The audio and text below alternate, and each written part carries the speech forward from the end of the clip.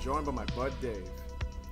Hey, and today we are joined by our special guest and bud, who's been on the show before for our first Create a Haunt episode, and that is our bud and co-host of the Remember the Arts podcast, Tommy Valley, aka Tommy Diamonds, aka Tommy Ramona Flowers, aka Tommy Snatch Your Girl.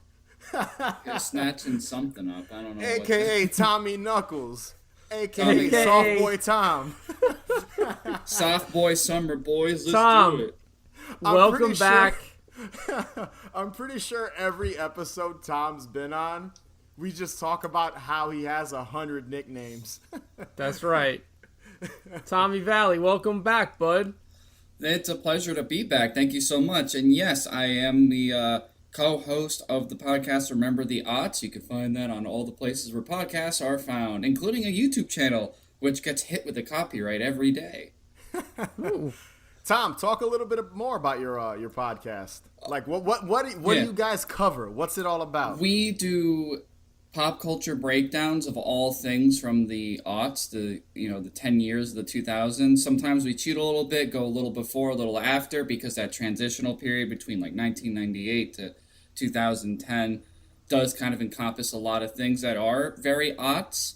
You know, anything from music. We're on our one-hit wonder series right now, where we're just about to drop our Teenage Dirtbag episode.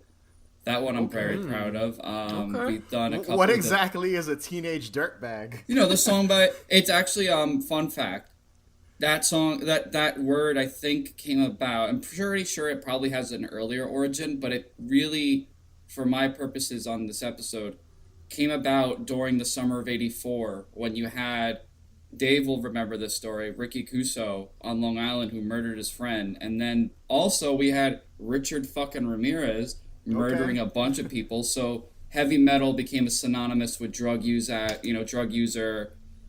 piece of shit dirtbag. So Sure. So that's where it comes from. Interesting stuff, Tom. Definitely go find them on your favorite podcast platform. And shout outs to Tom's co-host, Courtney. Yes. Who we have to get on this show eventually. Yes, we do.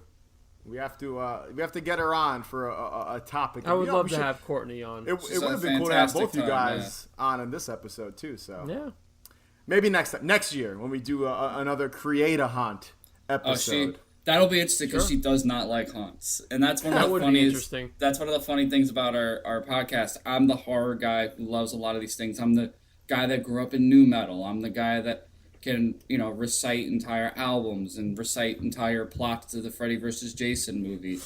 And Courtney's like, I have no interest in any of that. I love that Tom said he grew up in nu metal, and all I could picture was the singer of. Who sings that? Who sings that song? David, whatever his fucking face is. That's Disturbed. Oh God! Disturbed. I just picture the singer of Disturbed holding Tom like as a little kid, or having his arm around him as being growing up into nu metal. So good Jesus. for you, Tom. That's it, Tom. Tom, your new nickname is Tommy Nu Metal. That's Tommy it. Nu Metal. There it is. NU Metal. Tommy Nu Metal. That's it. Going forward. I dig it. So now on the topic of Create a Haunt, if you didn't listen to our previous episode from 2020, Create a Haunt, it's basically us creating a fictional haunted house. The three of us always go to haunted attractions together. We love haunted attractions. It's a vital part of Halloween. You guys would agree with me, right? Absolutely. 100%. And this is just kind of a fun way to imagine what it would be like if Haunted Hangover was in charge of a haunt. Now, we don't know what the other has come up with, which is the fun part of this, because it could be a crazy amalgamation of insane shit, which it usually is. Now, last year, we allowed ourselves to use some IPs from some of our favorite movies, video games, etc. This year, none of that is allowed.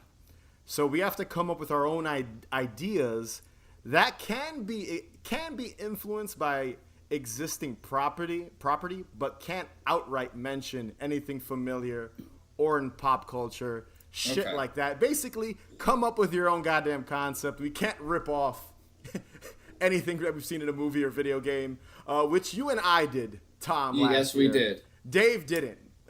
Nope. So, well, one of my rooms was original. The second one was inspired by a movie, Yes. and yours were both inspired by video games. Mm-hmm. Before we jump into the 2021 Haunted Hangovers House of Terror, we never came up with a name for what our fictional haunted house would be, so that's just what I'm going to call it. Definitely go back and listen to last year's episode because it was a lot of fun. We had a good time doing it, and it's something different. You know, creating your own haunt, from what I hear, is very difficult, very expensive, time-consuming, and insane. So this is just kind of our way of being big kids and doing that. So let's get into it.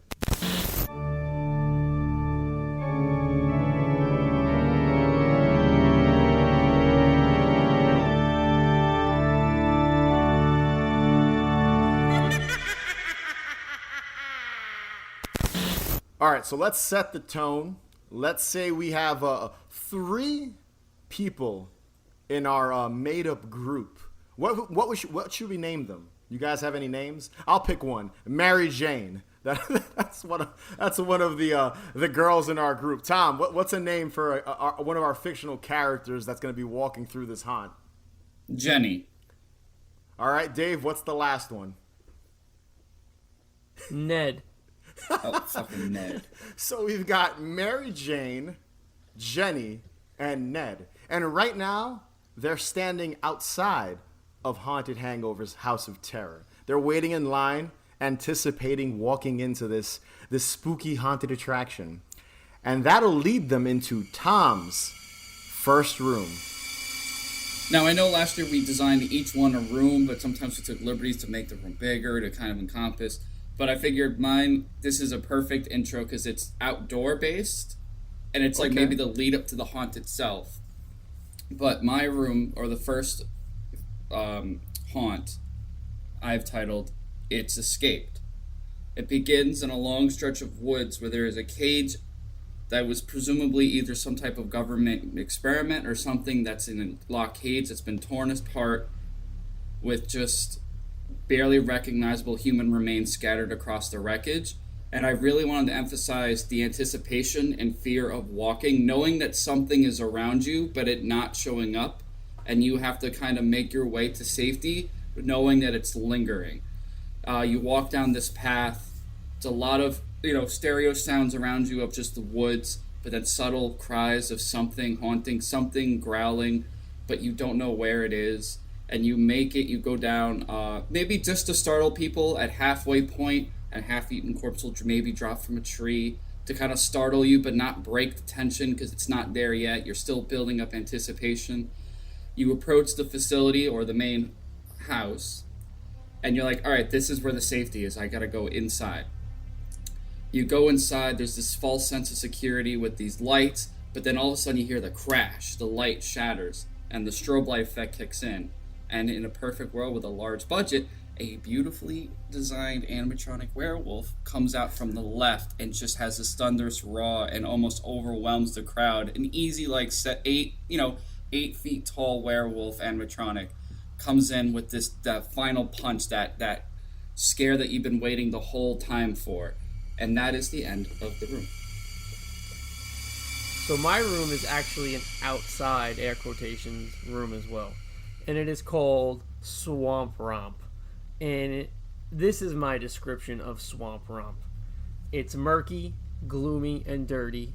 You walk into an abyss. The room is filled with dark greens and oranges, rotted tree trunks, and slime abound.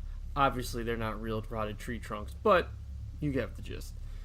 The lighting looks like a sunset, and the trees, air quotations, shroud the lighting so that it's just barely visible. Atmosphere is what fuels this room, and honestly, it doesn't need much more than that. If there are any actors in this room, probably a few people dressed in ghillie suits ready to bring you into the filth. That is that is the swamp romp. I always liked rooms that recreate outside settings. Yeah. Because a lot of haunted houses usually take a room and just go with the room and make it an indoor setting. I do appreciate something recreating an outside setting because you don't see it often. So I wanted to, and also swamps, just like the visual I get when I think of the word swamp is just like, so you have doom metal playing and then you just have this freaking heavy, just musty air and dark reds and greens and just nothing good's happening in a swamp. So that's my swamp romp. What's funny, Dave, is that you spent having an indoor haunt replicate outdoor. It adds to that like beautiful campiness, like watching an old 50s movie where like 100%. they're on a sound stage that looks like outside, like Plan 9 from Outer Space.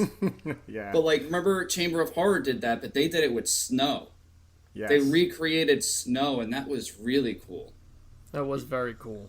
Yeah, I've always liked when haunted attractions mimic exterior locations indoors. Yeah. There's just a certain, like, it's obvious like a faux setup, but with Dave's room, what's cool about it is again, the moss, the grime, the dirt. I could see our three fictional characters walking through it and just being kind of confused at not knowing if they're indoor or outdoor, considering your room, Tom, was outdoor. So Ooh, that would be a nice, kind of imagine that. we'll go into that a little more later yeah. on towards the end. So room number 3 is titled The Wake. So our group enters this room. Once inside, it's completely pitch black. The group walks further into the room as large painted skeletons start to illuminate the walls with no exit in sight. A loud, unnerving hum starts to fill the room, leading to a loud bang that cues another few seconds of darkness. So imagine like you hear this pitch and you're seeing all these skeletons glowing, and that's what's illuminating the room. And then this high-pitched kind of hum stops, and that bang cues the room to go dark again. Small lights in the room turn on, illuminating 10 coffins, each one with a large, creepy photograph of someone from the 20s, very much in the style of a real wake. A powerful voice fills the room, instructing our group to open the coffins and find an exit.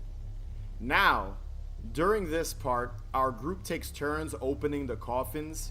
Each coffin contains corpses and creatures, some of which subtly come to life by either opening their eyes or slowly raising their arms. So, like, these monsters and creatures and corpses don't attack or jump scare you. They kind of just slowly come to life, just enough for the person to close the coffin again. Eventually, one of the members in the group opened the correct casket, leading to a slide which takes you into the next room.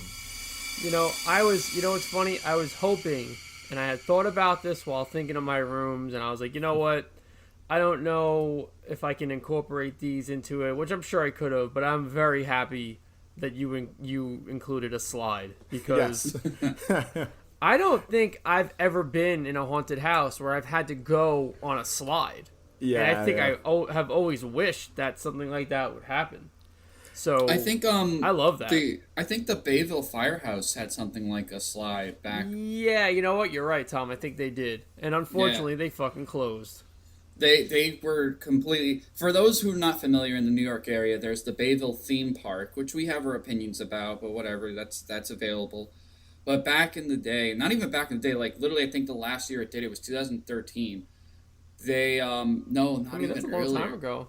Yeah, well, 2000. I would say the last year it operated was 2012, and it was the local county fire department ran a haunted house that they just built upon every year and made this incredible, like, incredible experience. It was like an adventure more than it was a haunted house, and like there was like makeshift elevators you had to go through. You had to Yeah, it was really crawl. cool. It was, and unfortunately, Hurricane Sandy kind of destroyed the firehouse, Yep. and they haven't been able to come back from it since. So, for also just to add, they kept the haunted house decorated because it was in the basement mostly. So that's why it got ruined. That makes sense. Sandy fucked Yep. everything up. Yeah. Going back to the whole slide thing, though, and I think I mentioned it in our urban legends, Halloween urban legends episode. But again, remember I told you I always heard that urban legend of you sliding like in a haunt down a slide, and then it leading you to like a bunch of bodies. Oh Yeah. shit! Yeah, but that wasn't real. Like it was just an urban myth I always heard that like there's this haunt that you slide down and it just leads you to like corpses. But I don't think that's true. So You know, whenever I think about a slide, I always think about Nothing But Trouble. When Yeah. Oh, Chevy Chase goes down the slide and he ends up, I think he ends up like next to a hole in the wall and he sees Dan Aykroyd's character taking his nose off. And then Demi Moore goes down the slide and she's like in like a thing of dolls or rubber duckies or something. And I always was like, oh man, that looks so fun to do. Like just to go down like a slide, like a secret compartment in a house. Like I always wanted to do that. that movie, they're basically in a haunted attraction, which is amazing. Yeah, So. it's amazing. Yeah, you know what? That should be like a universal. What is it called? The one that you go to a lot. Halloween Louis? Horror Nights. The heart that they should 100% do that house. That would be an automatic win. this one is a little bigger, a little more experimental, and I apologize if I constructed it to take up an entire floor. That's fine. But this one's called the New Haunt Experience. The setup is initially this warm, bright, welcoming environment with cliche little haunted things here and there.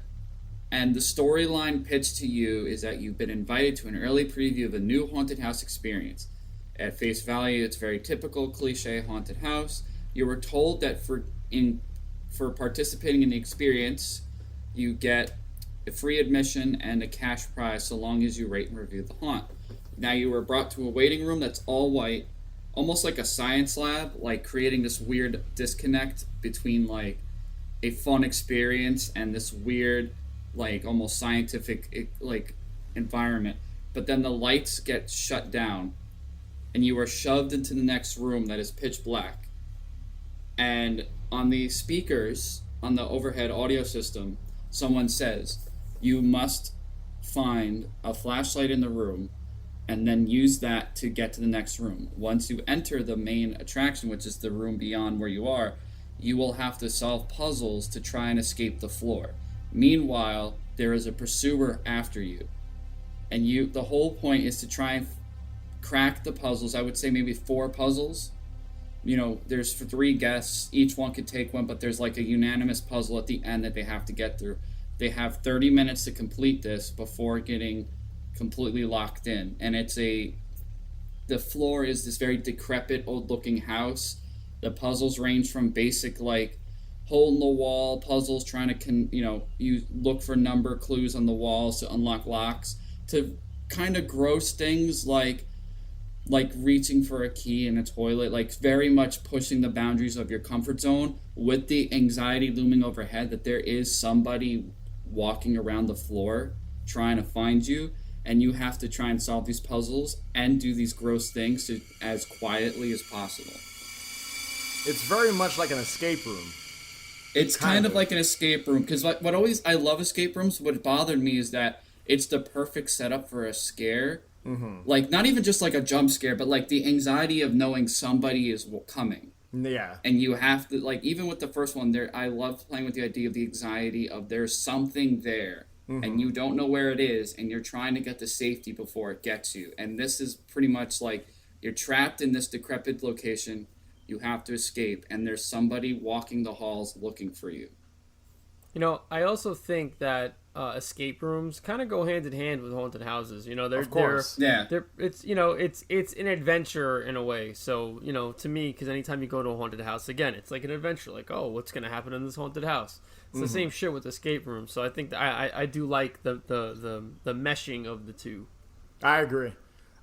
Quick question, Tom. What is the person? What is it? Do you find out? Is it just a shadow? Like what's stalking you in this room or this floor, technically? Well, this one is more grounded in reality. Okay. I kept thinking of really creepy urban legends and copy pastas about the internet and the dark web and somebody creating like a really fucked up red room experience. And in my mind, I'm like, because it's played off like an experience. Like the facade that you get into is it's a typical haunt that you're invited to preview, and then it becomes something much more sinister.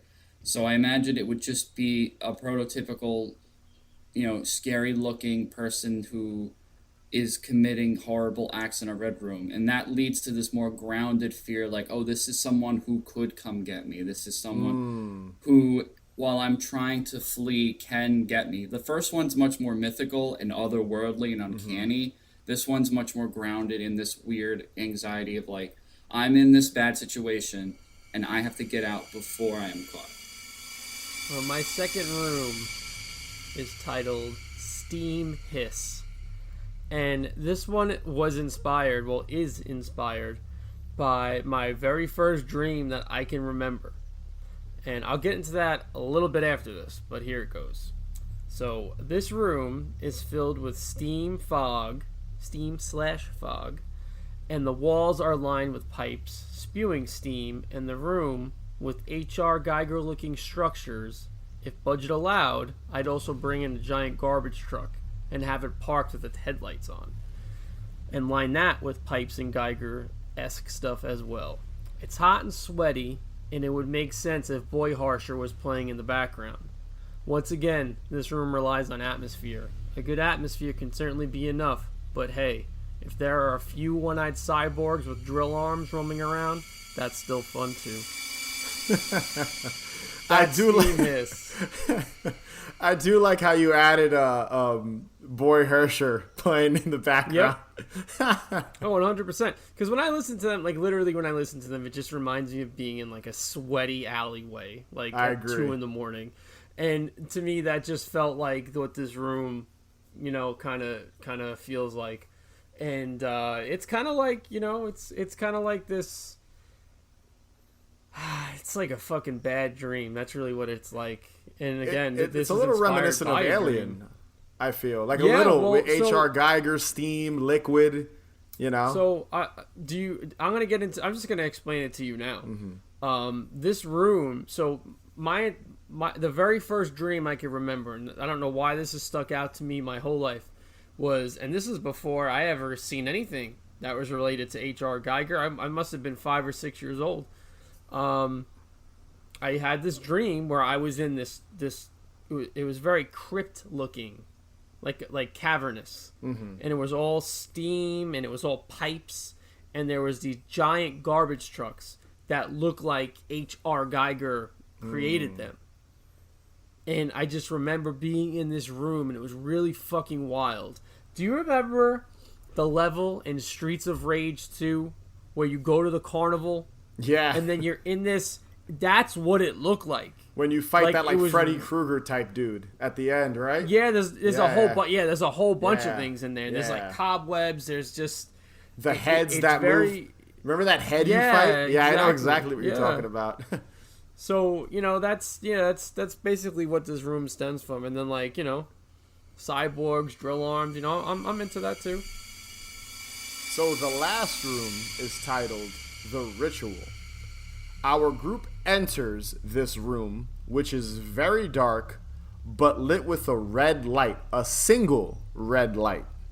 This red light shines on a large homemade pentagram.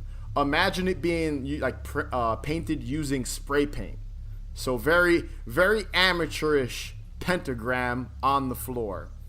In the center of that pentagram is a boombox or a ghetto blaster, playing a very slow post-punky type song.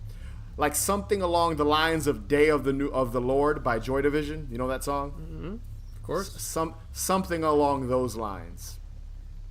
Whispers from the darkness tell the group to slowly approach the pentagram and stand on each point of the star. So there's 3 people in our group: Mary Jane, Ned, and Jenny. So each one of them have to stand at a point in this star. Several hooded figures emerge from the darkness and place black velvet bags over their heads. The figures gently tell the group to sit down and then lay down on the floor. After doing this, the post-punk song stops and a quiet fills the room for a few seconds. All of a sudden, screams and moans of pleasure are heard. Someone begs not to be killed. The sound of a knife cutting into someone is heard. Loud satanic chants start to fill the room, getting more and more intense. The group begins to feel blades touching their legs and arms, and these terrifying sounds continue. So imagine you can't see anything, you're just hearing all this debauchery and all of this craziness just laying on the floor. You know you're laying in a pentagram. An undisclosed figure slowly approaches each individual in the group. Keep in mind, each person in our group doesn't know that the other one has experienced the same thing. This figure approaches them, goes up to their ear, and tells them they won't let anything happen to them. They're lifted up and pushed into a dark hallway, their bags quickly removed, and they discover the rest of their group around them confused. Small red lights lead them down a hall, exiting our haunted attraction. All right, guys, so let's do a quick recap of each one. I know we just went through them. So Tom, what was the first one? It was It's Escaped. And that's where there's a group of people in this room. There's some sort of creature. You don't know what it is, and you never fully see it. It's technically a werewolf, is what you were going with. It's a werewolf, yeah. Now, our group going through that, it's all about just paranoia, I'm guessing, because of... Most of it is just them walking through the tight woods, this tight path, with just scattered bits of human remains, unrecognizable, knowing that whatever did this what came from the cage at the front, the reveal at the front, letting you know, there's something big, there's something violent, and it is out there, and you are trying to get to the end of this road before it gets you, and there's just that looming fear and subtle noises in the background of it coming through. So, like you said, a lot of anxiety and paranoia was the motivation for this one. I do like how you, not foreshadow, because if you ever been to Universal Studios and you ever been on one of those rides, they always kind of show the aftermath of a previous attack, and then you walking through it and then finally seeing what caused that attack. So I do like that. Now, what was the inspiration for this? What inspired you? It doesn't mean it was a movie or anything, what was honestly, the inspiration? There was 2 main things.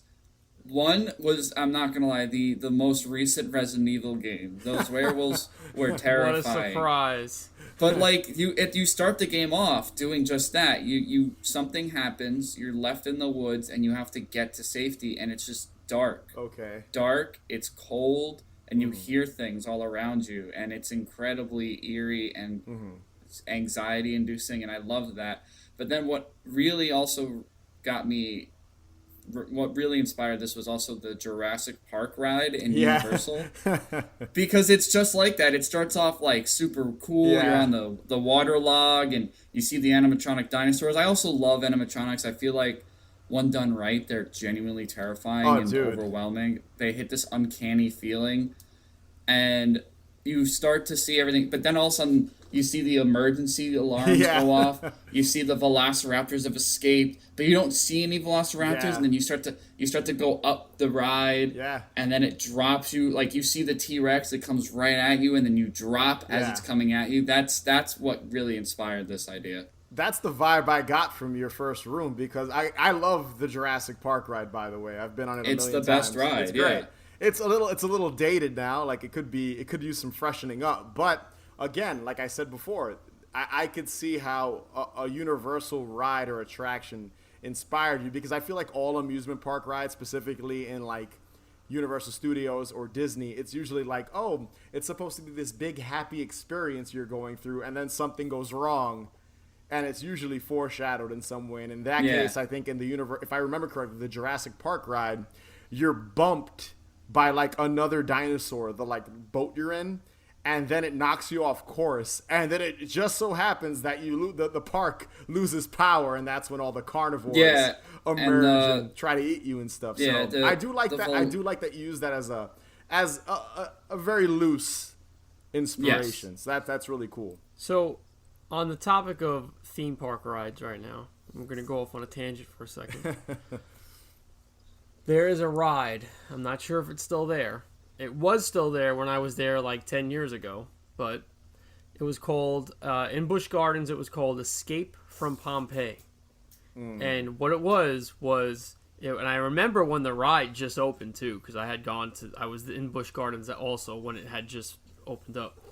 So it's like one of those, like, you know, it had a gimmick where you go in a boat and you go up and you're in like this Parthenon. You're in this like, it's in the Italian section. It's in the Italy section of Busch Gardens. Yeah. And you go and you're in this cave, and, you know, columns are falling, and there's, you know, everything's going wrong, and there's fire and shit. You know, the fire's pretty crazy.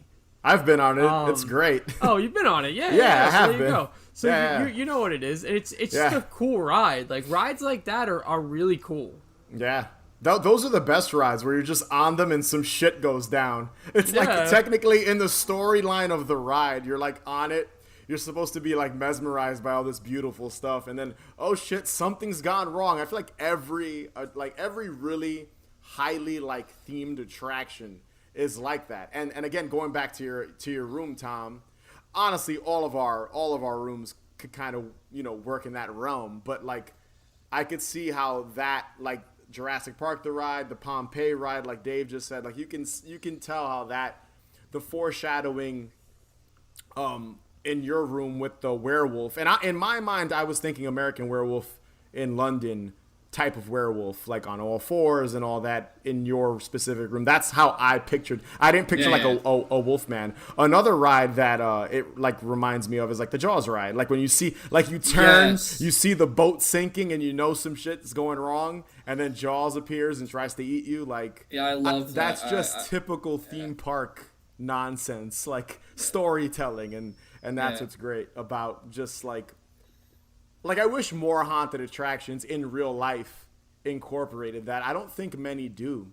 You know, there are some I've been on that do have that type of element, but they should incorporate more of that storytelling, because it's fun. Imagine a walk through Jurassic Park haunted house. That'd be fucking crazy. That'd be amazing. That'd be amazing. That fucking dinosaurs running out at you, trying to eat you and shit. T-Rex comes out. That'd be fucking crazy. I'm surprised Universal hasn't done that yet. I think they had one haunt like many years ago that took place in the area of Jurassic Park.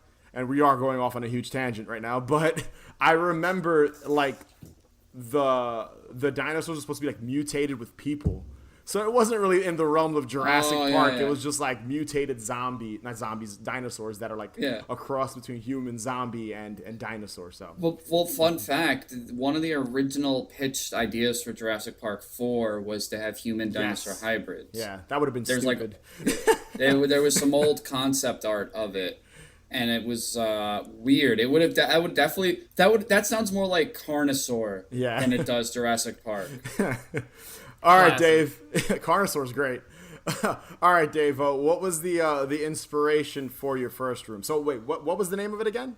The first one? Swamp Romp. Swamp Romp. And in this room, our three people wander through a interior recreation of a grimy, gloomy swamp. And what was the inspiration for this? So that's really just the gist of this room. Like I said, if there were to be people in it, there would be like people dressed in like those ghillie suits, like hiding around and, you know, fucking with you and stuff. But this is more so just kind of like a tone setter. You know what I mean? Like, this is just like, you know what I mean? Because atmosphere, if done right, could be enough. And, of course. Honestly, most of the inspiration came from Pumpkinhead. Um, That's rad. when Lance Henriksen goes to that rotted pumpkin patch Yeah, to get Pumpkinhead, yeah. do the whole ritual. That's pretty much what it. That's pretty much what inspired it. And again, I just really love a good interior exterior, and that's exactly what this was. I love how we couldn't use movies and stuff, but we were inspired. Mine weren't inspired by any movies, but it is funny how there's like you can't help it. I get it. You at least listen. You guys didn't use characters from movies technically or anything like that, so fair enough. So the next room that our group walked through was the wake. And this is where the people walk into a dark room and all the skeletons appear on the wall, and then lights turn off, lights turn on, 10 coffins, investigate all 10 coffins and find the exit. Now, this just came to me. It's more so a visual piece. In my mind, if I had a big enough room to have our guest walk through it, it would be similar to your Swamp Dave. This would be more interactive than both of my rooms are more interactive, and not in a like extreme haunt sense, but more so in a like and I have another. Speaking of attractions, I'm going to talk about that later on my second one, but more so just kind of to get our three patrons that are going through this haunt, to kind of put them on edge, because if you've ever been into a haunt and you go in a room and you don't see an exit, and very few do that. I've been to some that do it, but not many do that, because they want the guests to kind of continuously walk through the haunt, because they have usually long lines.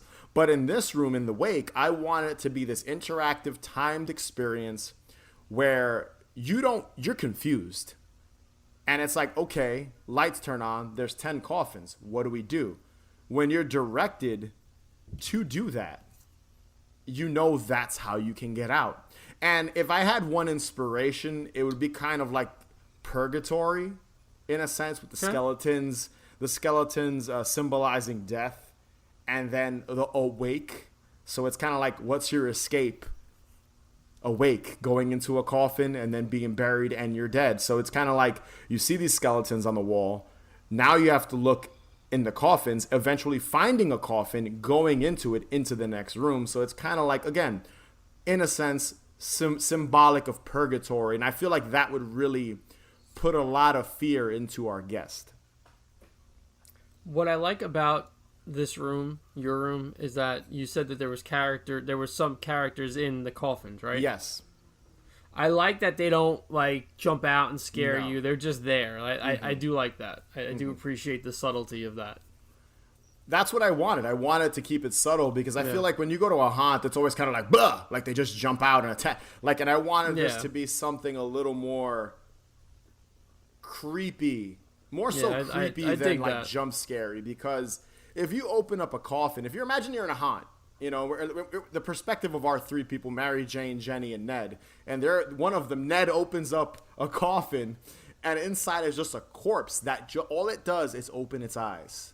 That would be fucking scarier than some definitely. Dude jumping out at me going booga booga booga. So that was kind of what I wanted for this first room, the wake, just to kind of creep you out without being so in your face. Fair. I'm into it. All right, Tom. So the next room was the new haunted house experience, and this is you're invited to experience a haunt. You're offered a prize. It turns dark, and you're trapped in a decrepit house where someone's pursuing you, and you have to solve puzzles to escape. This was inspired. I kept thinking, like, what gives me a lot of anxiety and paranoia. And I always kept thinking, similar to the line of the other one, the anxiety of knowing something or someone is after you. But this one I made more grounded, and I even touched about that before. There was this game online. It was an independent game. It was called Welcome to the. I think it was called Welcome to the Deep Web or something like that. And it's a really fucked up game where you're playing a guy who's trying to unlock an encrypted key to a red room. But by doing that, you have to open up. If you're familiar with the deep web, you have to open up Tor browser. You have to you have to find hyperlinks. You have to scroll through pages, and like every urban legend of what's on the deep web is in the game, and you have to scatter through these like awful websites to try and find this key code. And if you're not careful, somebody, because that's the thing, one of the fears of monitoring, without monitoring your internet, somebody could be tracking you. So while you're trying to find this key, you also have to watch out your window, because if you see your window open, that means someone's broken in, and you have to hide before they catch you. And it's this huge anxiety thing of like trying to find, and then like the websites you're going through are horrible. Like there's an urban legend of the doll maker. Have you ever heard of the doll maker? No, I've never heard of that. It's a fucked up story. Luckily, it's not real, but it's an old urban legend that's spread on like 4chan and stuff like that of a guy who, for like millions of dollars in like Eastern Europe, would abduct girls and turn them into living dolls for his clients. And Jesus, that's fucking like crazy. It's really fucked up, and you had to go to websites like this to find keys. And there's like, typical, like there are, it would also hint to websites that actually did exist at one time, like the Silk Road. We all know the Silk Road at one point was a real place you can visit to buy drugs. Yeah. So it's like, it's this weird interaction of like this dark criminal underground. You're trapped in this house knowing that somebody from this world, like this underground world where there is shit like abduction of people and shit like that, and you have to escape before one of the most vile things could happen to you. That terrifies me. So I have two questions for you, Tom. Yeah. The first question is, the video game that you're talking about, does Puppet Combo make it? No, it's not made by Puppet Combo. Damn it. I wish he made it. And the other thing I wanted to ask was, so I am not the whole deep web, the whole 4chan, all that shit, Reddit. That is not my thing. I never chose to go down that path. You're a better person. What is a red room? All right. I have no idea what it is. Well, when it comes to the deep web, there's the deep web, which exists. It's anything it's like a layer of internet that's underneath the internet we're familiar with. Everything we do is like surface level, very tracked. That I'm familiar with. Yeah, okay. It's tracked by your internet provider. The deep web is like unencrypted connections that are peer-to-peer. So a lot of like these random stories would pop up of like some of the most wild things. Most of them are fake. Like, as horrifying as it sounds, luckily there is no doll maker in real life. That fucks with me so hard. That's terrifying. Dude, the dark web is just a scary fucking place from what I've heard and like just read. Yeah. So it's a place I try to avoid as much as possible. I've never been on it, but I will avoid going on any dark web if anyone, even if someone's telling me they're going to go on the dark web and I'm right next to them. I'm like, nah, I'm good. Yeah, the red rooms are, I think at one point they were a real thing. Nowadays, though, credit to the powers that be and the government agencies are much better at cracking down on these. So there's very little of this, at least in America. But red rooms were, think of Hostel, but a webcast. Yeah, it's pretty fucked up. All right, Dave. So, what's the your second room? You talked a bit about it already. Is there anything else you want to add? Yeah. So briefly, just really briefly. Again, I had this dream when I was really young, and I was not familiar with H.R. Geiger. I was not familiar with anything, and coincidentally, I am a sanitation worker. Yeah, I this is just a dream that I had, and again, this goes back to me. This is like one of my first memories. Period. Is this dream? And such an odd dream to have. With yeah, garbage it's all the HR all the HR Geiger stuff that you didn't even know who HR Geiger was. So weird. No idea. Funny thing, because Tom mentioned Resident Evil Village. There's an entire level, like basically a boss fight, like his entire world is like in this like steampunk kind of place, and it's very reminiscent of your room. Funny enough, I know you haven't played the game I know you haven't, nope. and it's just funny how close, because you mentioned cyborgs. I'd Like, love oh, to it'd be see cool it. to have cyborgs. You said cyborgs, right? With Yeah. drill arms. And there's a lot of like cyborgs with drills in the game. It's That's funny how you amazing. unintentionally basically describe that entire world, this factory from Resident Evil Village. That's just Oh, funny. Dave, you would love it. There's one enemy that's just a man whose entire torso has been, like, the guy put like a plane engine Yeah. inside of him, like his upper half is a plane engine, but the propellers are chainsaws. Yeah, it's so it's fucking it's great. an airplane propeller chainsaw man. Well, I'm gonna have to watch. I have no knowledge of any of this, so I will have to look it up. It's a good game. It was good. I beat it twice. Yeah, It was very good. I believe it. So the final room, my second room, the ritual, again involves our group walking into a room, finding a handmade large pentagram on the floor, ghetto blaster playing some old post-punk music, and bags over the head. They hear this ritual being played out, thinking the people they're with are being slaughtered and people are having an orgy and all that good stuff. And then they're just removed and saved by this unseen figure and pushed out of the room, exiting love our that. haunt, the haunted Hangover, House It's a of great Terror. ending. Or House of Terror? Is that what I said? House Sure. of Terror. Why not? My inspiration simply was just the like 80s satanic panic. That was kind of my inspiration for it. And a little bit of Dave, you and I have talked about our dream Halloween night, hanging out in a cemetery, blasting like metal or whatever post-punk on a boombox and just hanging out and drink. Well, you don't drink, but me drinking and whoever else we're with, and a jack-o'-lantern I'll and have a root costumes. So our perfect Halloween night, that was the inspiration. I also have always loved attractions that use sound to fuck with people. And on the subject of like Disney and Universal, like we talked about with Tom's previous pick with Jurassic Park and Jaws and the Pompeii ride, like you mentioned, Dave, there's an old ride called Alien Encounter that used to be at Magic Kingdom in Disney.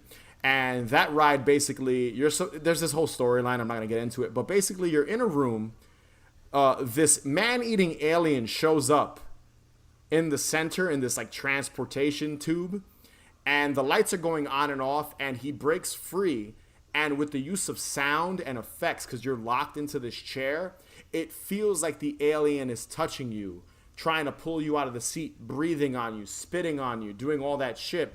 So I was trying to recreate something like that, but with a satanic cult, and without the use of headphones. So Yeah. that was kind of my inspiration. I feel like there's no need for you to see real blood, real violence, none of that gore, monsters, supernatural shit. Just with the power of our ears and sound, making you think the people you're with are being slaughtered or fucked, because again there were moans of pleasure in the Oh boy. pumping through the room. That's kind of what I was going for, like a really simple room that looks intimidating, but in reality you're just laying on the floor of this room with a sack on your head, hearing everything. And I just thought that's really cool and effective and inexpensive, and would really work to kind of like fuck with your people, with the Definitely. people that you have. I mean, with the people you have coming to your haunt, and our group of fictional people.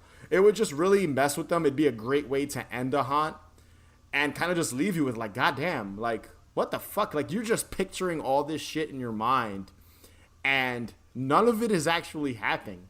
It's just someone hitting play on something and you hearing it and thinking it's happening. And there will be, like I said, a little elements where maybe we'll have one of the scare actors touching you with like a sword or blade or something, kind of to freak you out, but nothing too intense. So I want to touch on one thing, and I'm pretty sure Tom, because you brought up Yes. Alien Encounter, I'm pretty sure Tom has gone to this haunt as well.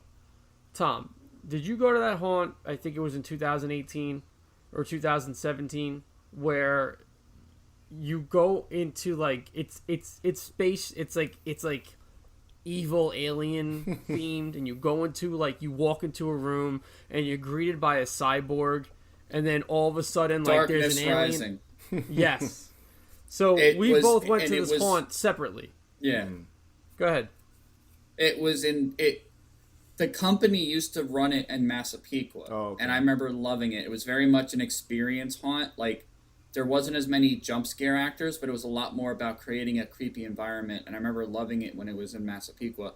Then they relocated to Farmingdale in Fun Zone. Like they literally took over like a spot in Fun Zone, and that's where this alien attraction was. And that's Dave, you can describe.